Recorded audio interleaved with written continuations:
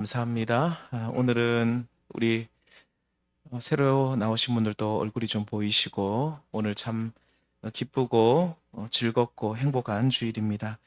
오늘은 말씀 제목을 천국에 들어가는 사람이라는 제목으로 잠시 말씀을 나누고자 합니다. 인생을 오래 살아오신 분들은 한결같이 인생은 고해라는 말을 합니다. 이 고해라는 말은 괴로움이 끝이 없는 세상이라는 뜻이죠. 물론 뭐 괴롭만 있겠습니까? 기쁘고 행복하고 좋은 일도 많지만 우리 인생의 그림을 전체적으로 한번 그려본다면 고해라는 말이 아마 어울릴 것 같습니다. 괴로움이 끝이 안 나죠. 젊은 시절은 그래도 건강하고 또 희망이 넘치고 그런데 먹고 산다고 너무 발버둥 쳤죠. 자녀들을 키워야 되고 부모님들을 복양해야 되고 그러면서 정말로 아둥바둥 발버둥 치며 살다가 좀 먹고 살만하면 이제 나이가 들어서 어디가 아픕니까? 몸이 여기저기 고장나고 아프기를 시작하고 그러면서 또 소외당하는 느낌도 많이 가지게 되고 아물지 않을 것 같은 아픔이 우리의 삶 속에 실제로 찾아옵니다. 그래서 예수님께서는 이 땅을 살아가는 우리 인생들을 보시면서 수고하고 무거운 짐진 자들아라고 예수님이 우리를 부르고 계시죠. 이 땅의 모든 인생은 고해, 괴로움이 끝이 없는 세상 속에 살면서 또 한 치 앞도 알지 못하는 불확실성에 우리는 매여 살아갑니다. 어쩌면 우리 인생은 참으로 불쌍하고 가련하다라고 말할 수 있죠. 아무리 생각해봐도 허무하고 우리 안에는 해결책이 없습니다. 저희 아버님도 이제 80이 훨씬 넘으셨는데 저희 아버님도 언제 저희 전에 한번 말씀드렸지만 저희 이모님들하고 모일 때 제가 그런 모습을 본 적이 없습니다. 한번 한 4, 5년 전입니까? 서럽게 우시더라고요. 한 번도 그런 적이 없으신데 서럽게 우시면서 그러니까 어릴 때 생각들이 나셨나 봐요. 막 10살 때, 11살 때 나이가 들면 어릴 때 기억이 더 분명해집니다. 최근 기억은 흐릿해지는데 내가 어릴 때 기억은 이상하게 기억이 나지 않던 것까지 난다고 하더라고요. 그래서 어렸을 때 뭐 고생하고 고생하고 고생했던 그런 것들을 생각해 보니 왜 이렇게 내 인생이 이렇게 힘든가 하면서 서럽게 우셨던 기억이 나는데 여기 계신 분들도 아마 그럴 겁니다. 말은 안 해도 그 말은 표현을 다 안 해서 그렇지 우리 인생에 어려움이 없었던 분들이 누가 있겠습니까? 다들 힘들고 어렵고 다 우리 인생이 어쩌면 고해입니다. 끝이 없는 어려움이 우리 삶 속에 찾아오고 그래서 우리가 아무리 생각해봐도 우리 인생은 참 허무하죠. 하나님이 이 세상을 창조하시고 우리를 사랑하신다면 왜 하나님께서는 우리 인생을 이토록 힘들게 살도록 그냥 내버려 두십니까? 라고 또 물어볼 수도 있잖아요. 그것은 너희가 눈으로 보고 몸으로 경험하는 이 세상이 전부가 아니라 또 다른 세상을 우리에게 약속하고 있기 때문입니다. 그러니까 하나님께서 만약에 이 세상이 전부라고 한다면 우리 인생을 아마 멋지게 해놓으셨을 수도 있을 겁니다. 몸도 안 아프고 어려운 일도 없고 걱정도 안 하고 근심도 안 하는 그런 존재로 에덴 동산에서의 아담과 하와 같은 존재로 아마 하나님이 하시고자 하시면 그렇게 하실 수가 있었겠죠. 그런데 하나님께서는 우리 인생이 여기서 끝이 아니라 질이 전혀 다른 새로운 인생을 너에게 줄 것이니 그 새로운 인생이 곧 펼쳐질 것을 믿고 이 땅에서 어려운 일이 있어도 고해 속에 살아도 너무 괴로워하지 말라 라고 우리 하나님이 지금 우리에게 말씀하고 있는 것 같습니다. 마태복음 11장 28절 말씀 그래도 한번 한 개 봉독하겠습니다. 시작. 수고하고 무거운 짐진 자들아 다 내게로 오라 내가 너희를 쉬게 하리라. 예수님께서 지금 약속하신 쉬게 하리라는 이 약속의 말씀은 이 땅에서 너희에게 안식을 준다 라는 그 내용뿐만 아니라 또 다른 세상 내세라고 하죠. 앞으로 올 세상 우리가 앞으로 가야 될 그 세상 내세에서도 진정한 안식을 주신다는 그런 뜻입니다.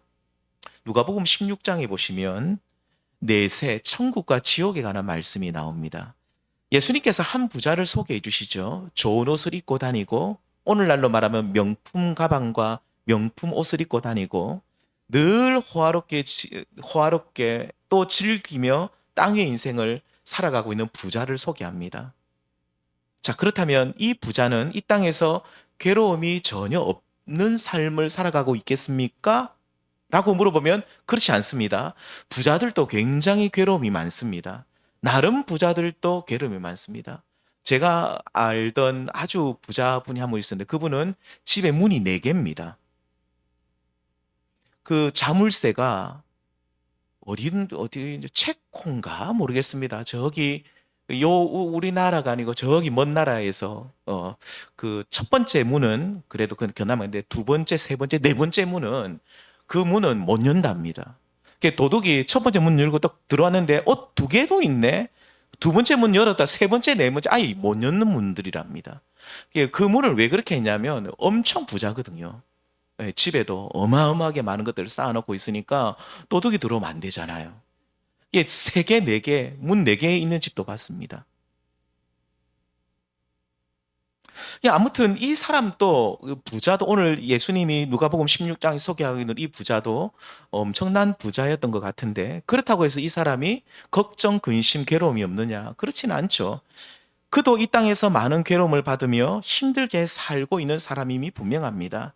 절대치의 고난이 있죠. 누구하고 내하고 비교하지 않아도 내 속에 내 안에 나만 있는 괴로움이 있는 겁니다. 누구도 알지 못하는 내 속에 아픔이 있는 것이죠.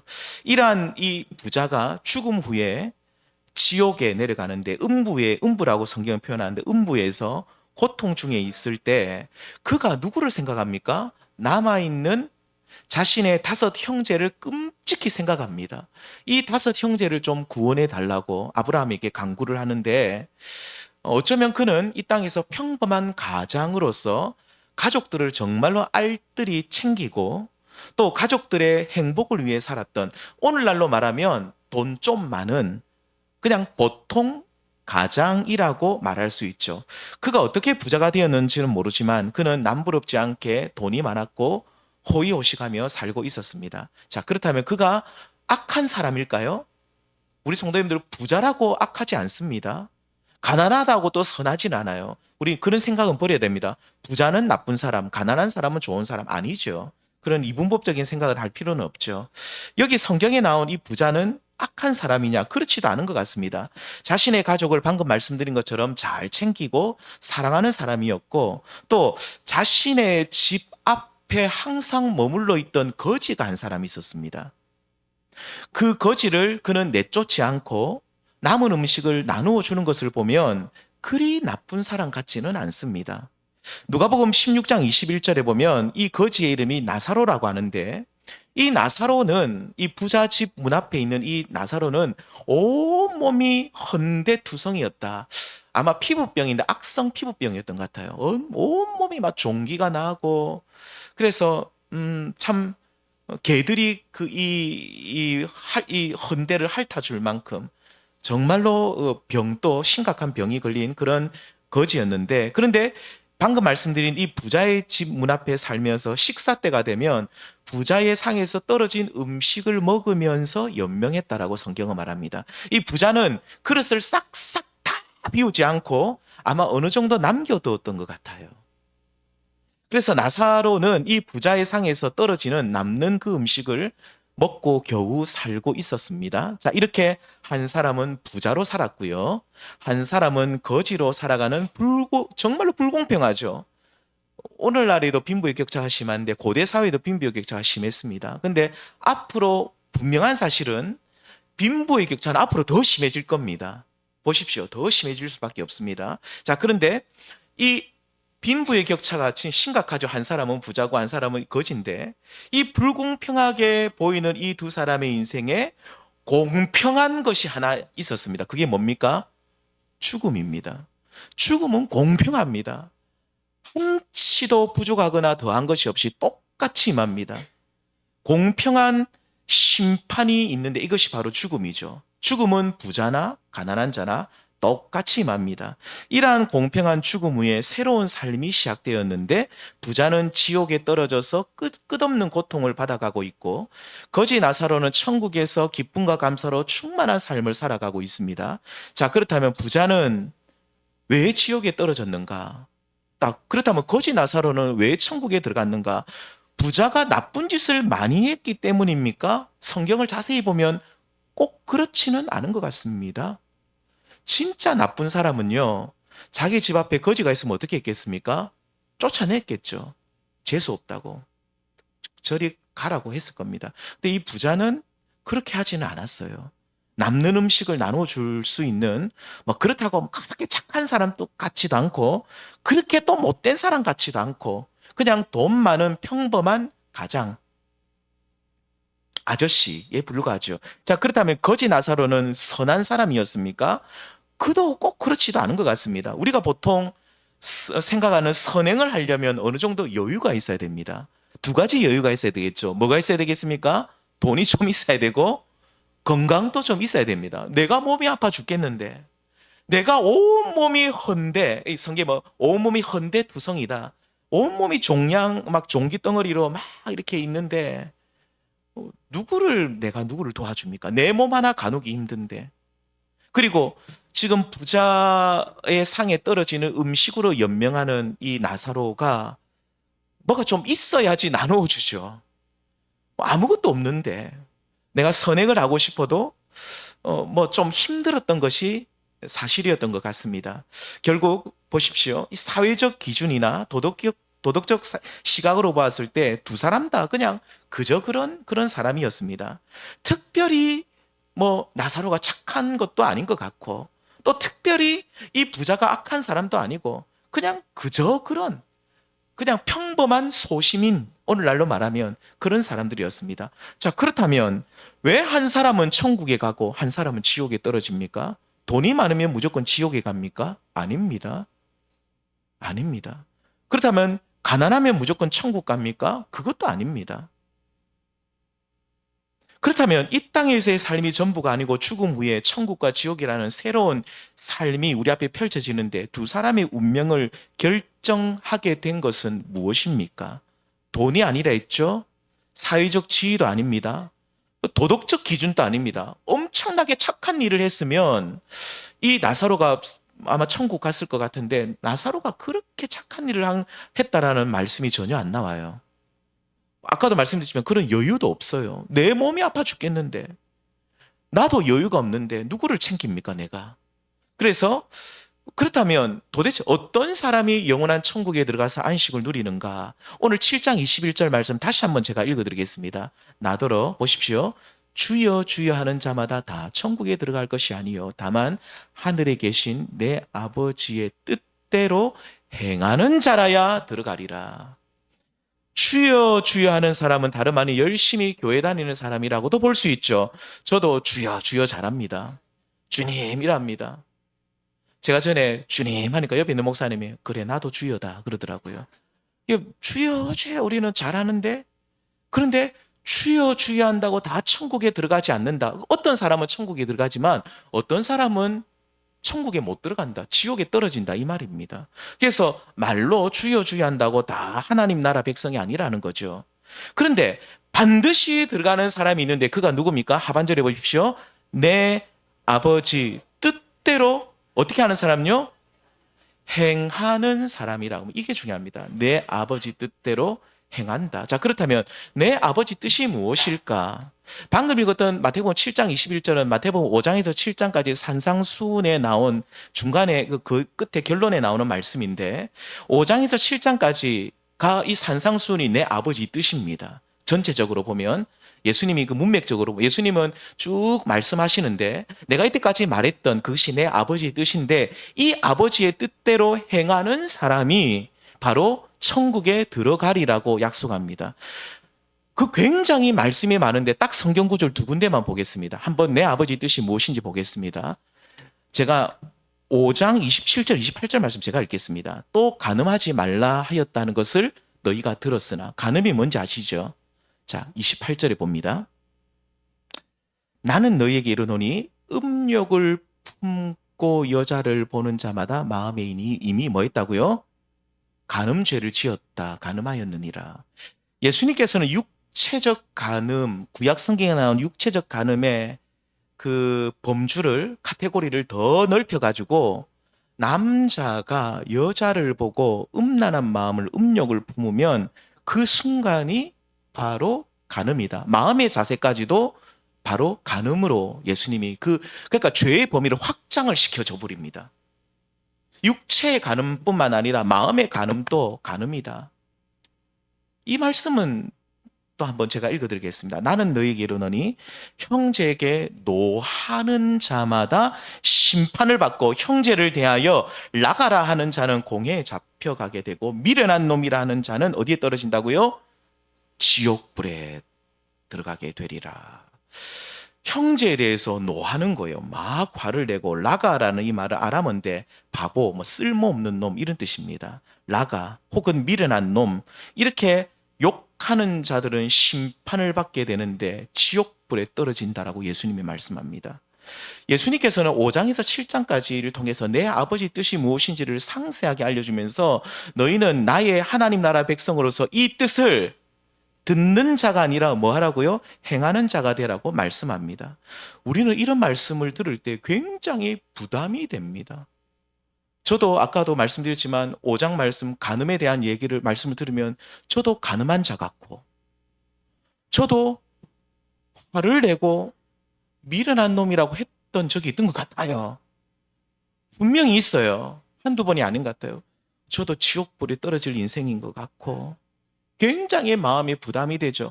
이런 말씀을 우리가 들을 때에 7장 21절 말씀 다시 한번 보겠지만 나더러 주여 주여 하는 자마다 다 천국에 들어갈 것이 아니요 다만 하늘에 계신 내 아버지 뜻대로 행하는 자라야 들어가리라. 이런 말씀을 들을 때 그러면 조금씩 행하면 내가 이제 하나님 나라 들어가겠다 이렇게 생각하면 되는데 보십시오. 분명히 말합니다. 내 아버지 뜻대로 행하는 자라에 들어간다. 우리 성도 그러면 어느 정도 행해야 천국에 들어갈까요? 10%, 20%, 30%, 한 10% 정도만 행하면 천국에 들어간다 하면 제가 조금 가능성이 있을 것 같기도 한데 근데 10%는 아닌 것 같고 좀 더 써야 될 것 같아요. 20%, 30%, 50%? 그런데 성경은 말합니다. 결론적으로 말씀드리면 다 행하는 자라의 천국에 들어갑니다. 내 아버지 뜻대로 다 행하는 사람이 천국 백성이 된다는 거죠. 정말로 그렇게 하지 않으려는데 화가 나서 형제를 보며 라가라고 바보라고 욕할 수도 있고 정말로 그렇게 내가 하지 않으려고 노력을 하는데도 건강한 남자들은 여자를 보고 음욕을 품을 수도 있죠. 자, 그러면 우리 모두 지옥불에 떨어지느냐? 여기서 우리 주님께서 말씀하시는 내 아버지의 뜻대로 행하는 자는 그럼 도대체 누구냐? 이 초인적인 사람이 우리 중에 누가 있을까? 그리고 우리 성도님들 중에 여기 저뿐만 아니라 여기 계신 분들 중에 내 아버지의 뜻대로 내가 다 행했다라고 감히 말할 수 있는 사람이 여기 누가 있냐는 거죠. 결론적으로 말씀드리면 하나님의 아들이신 예수님 외에는 내 아버지의 뜻대로 행한 사람은 이 세상에 아무도 없습니다. 그러니까 하나님 아버지의 뜻대로 다 행하여서 이는 내 사랑하는 아들이요 내 기뻐하는 자라고 일컬음을 받으신 예수님 외에는 내 아버지의 뜻대로 행한 사람은 인류 역사상 아무도 없었고 앞으로도 없을 겁니다. 제가 단언합니다. 아무도 없습니다. 자, 그래서 천국에 들어가는 내 아버지의 뜻대로 행하는 사람이라는 것은 내 아버지의 뜻대로 100% 행하신 예수님의 공적을 의지하고 그 공효를 힘입는 사람을 뜻합니다. 제가 지금 어려운 한자 써서 죄송합니다. 좀 쉬운 말로 말하면 우리가 무엇을 행함으로 천국에 들어가는 것이 아니라 예수님만을 의지해서 천국에 들어간다 이 말입니다.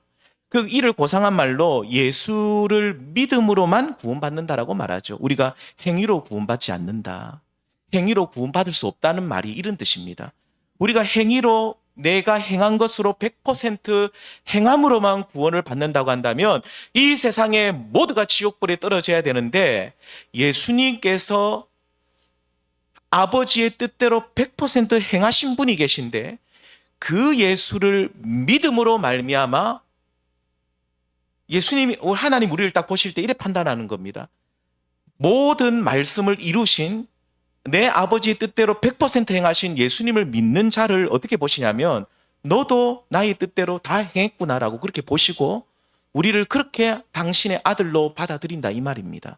우리가 에베소서 2장 8절 9절 말씀 같이 읽겠습니다. 시작.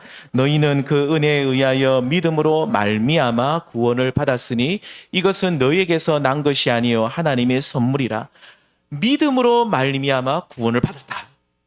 이 하나님의 은혜라는 거죠. 믿음으로 구원을 받는 거지 내가 착한 일을 행한 것으로 구원을 받을 수 없다. 2장 9절에 그래서 행위에서 난 것이 아니니 이는 누구든지 자랑하지 못하게 함이라. 아멘.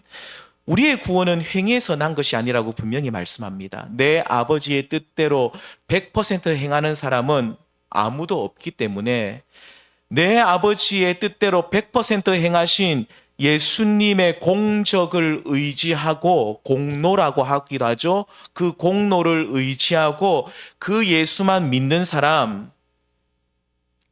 그러니까 나는 내 아버지의 뜻대로 행하지 못하는 죄인입니다.